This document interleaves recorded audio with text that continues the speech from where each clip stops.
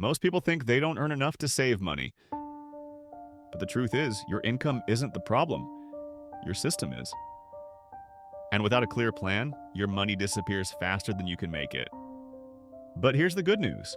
Budgeting doesn't have to be complicated, restrictive, or time-consuming.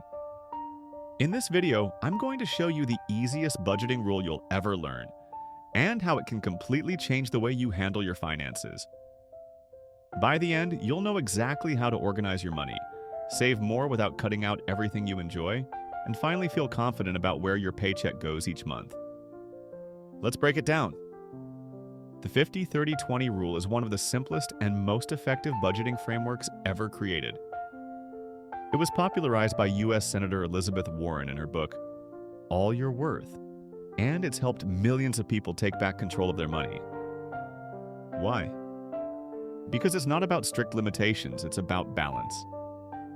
Instead of tracking every single expense or living by a rigid spreadsheet, this method divides your income into just three main buckets. 50% for needs.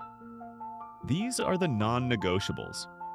Rent or mortgage, groceries, transportation, utilities, health insurance, anything you must pay to function and survive.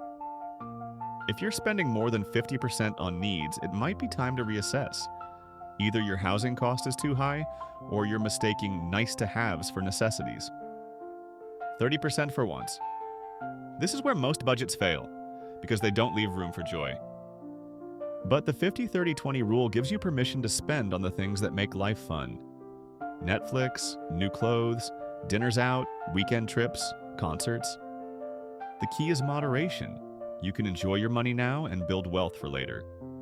20% for savings and debt repayment. This is your financial growth zone. Here's where you fund your emergency savings, retirement accounts, investments, and pay off credit cards or student loans. If you want to escape the paycheck-to-paycheck cycle, this is the category that will get you there. It sounds simple, and it is, but don't confuse simple with ineffective. This rule works because it removes confusion. You no longer have to wonder, can I afford this? You just check if you're within your 30% wants budget, and move on. And maybe for the first time, money won't feel like a source of stress, but a tool you control. Still, most people struggle to apply it in real life. So next, we'll walk through how to adapt this rule to your specific situation, whether you're a student, a freelancer, or supporting a family on one income. Now, let's talk about how to actually make this rule work in real life. Because hearing just split your money into three categories is one thing, but applying it when you have bills, debt, and unpredictable income? That's another story. Most people fail with budgeting not because they don't know how to do math, but because their system doesn't match their lifestyle. The beauty of the 50-30-20 rule is that it's flexible, but to make it work, you need a few practical steps. Step 1, determine your after-tax income. That's the money you take home after federal, state, Social Security, and Medicare taxes. If you have a fixed salary, this is easy. Just look at your direct deposit. But if you're a freelancer, gig worker, or entrepreneur, you need to calculate your average monthly income and set aside taxes before budgeting. Let's say you bring home $4,000 a month. That means $2,000 should cover your needs. I see on two number it goes to wants. $800 is for savings or debt repayment.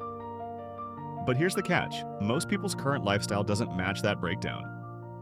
Maybe you're spending $2,800 just to cover rent, car payments, childcare, and basic groceries. And that's where the rule becomes powerful, because it helps you see the imbalance. You're not bad with money. You're probably just trying to fit a high-cost lifestyle into a low-income structure. Something many people do without even realizing it.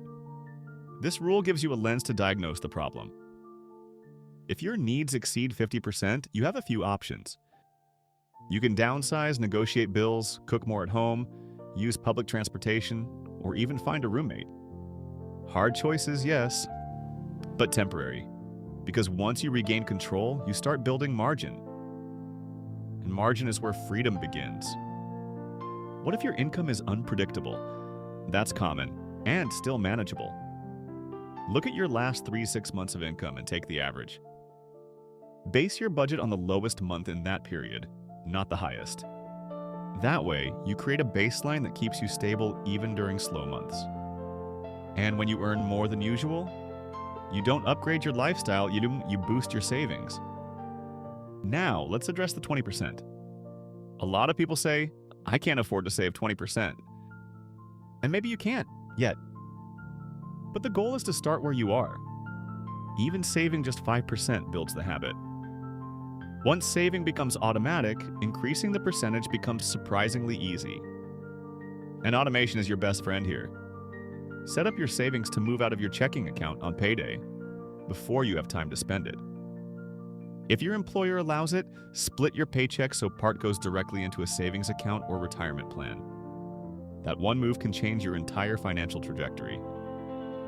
You can also get creative with tools and apps. Apps like YNAB, Mint, or Monarch Money help categorize expenses and track your percentages. But even a basic spreadsheet works if you update it weekly and stay honest. Here's the deeper reason this rule matters. It helps you detach your emotions from your spending. You're not randomly swiping your card and hoping you're okay. You're following a system that's designed to protect your present and your future. And here's what people don't realize. The 50-30-20 rule isn't about restriction. It's about permission. Permission to enjoy your money without guilt. Permission to save without anxiety. Permission to spend on yourself and your future at the same time. But none of this matters unless you do one thing: stick with it. Consistency turns a simple rule into a powerful habit. And in the next section, I'm going to show you exactly how that 20%, even if it's just a few dollars a day, can grow into serious wealth over time. We'll talk compound interest, how to crush debt strategically, and how small decisions now can set you up for massive financial freedom later. So now that you understand how to apply the 50-30-20 rule to your real-life budget, here's the part that gets exciting: how that final 20% can completely transform your financial future. Most people think you need to be rich to save or invest. But in reality, it's the habit of consistently saving a small portion of your income that builds wealth over time, not some huge windfall or perfect stock pick. Let's say you're able to save and invest just $500 a month. That's roughly 20% of a $2,500 after-tax income. If you do that consistently and invest in a low-cost index fund with an average 8% annual return, in 10 years you'll have over $90,000. In 20 years, over $275,000. And in 30 years, $680,000 from just $500 a month. That's the power of compound interest. And it's why the sooner you start, the easier it gets. Even if you can't do $500, even $100 or $200 per month makes a difference. The point is not how much, it's how early and consistent you are. Now, what if you're carrying debt? Here's where your 20% works just as hard. Let's say you have $8,000 in credit card debt with a 20% interest rate. That debt is growing faster than any investment can match. So paying it off is your investment. Every dollar you use to kill that debt is a dollar that stops bleeding interest. Use the avalanche method to pay off high interest balances first, or the snowball method to gain momentum by tackling the smallest ones. And once you're debt-free, that 20% becomes your freedom fund. Emergency savings, retirement accounts, index funds, real estate down payments, all of it starts with those monthly contributions. This is where your mindset shifts. Because the 50-30-20 rule isn't just about budgeting, it's about identity. You stop being someone who's always behind on bills and become someone who's in control. You're not reacting to financial stress, you're building financial security. And when you have that kind of control, everything else changes. You sleep better. You make smarter decisions. You stop chasing every dollar because you finally have a system working for you. The beauty of this rule is that it grows with you. As your income increases, your percentages scale. That means you don't fall into lifestyle inflation, where you earn more but somehow always feel broke. Instead, your 20% savings becomes 30%. Your wants get a little nicer, but your needs stay under control. And most importantly, you start to build real wealth on your terms. So let's recap. The 50-30-20 rule gives your money a purpose. It helps you manage your present, plan for your future, and still enjoy your life along the way. It's not about being perfect, it's about being intentional.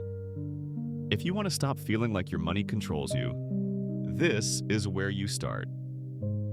So here's your challenge. Take 30 minutes today to review your last month's spending. See how close you are to the 50-30-20 split, and don't judge yourself. Just observe. Then make one small adjustment. Maybe it's cutting a subscription, maybe it's setting up an automatic transfer to savings. Small steps, big shift. And if you found this helpful, like and subscribe so you never miss another strategy to build real wealth. Check out our last video on how to invest your first $1,000. It's the perfect next step after applying the 50-30-20 rule. The sooner you start, the sooner you grow wealth. And trust me, future you will thank you.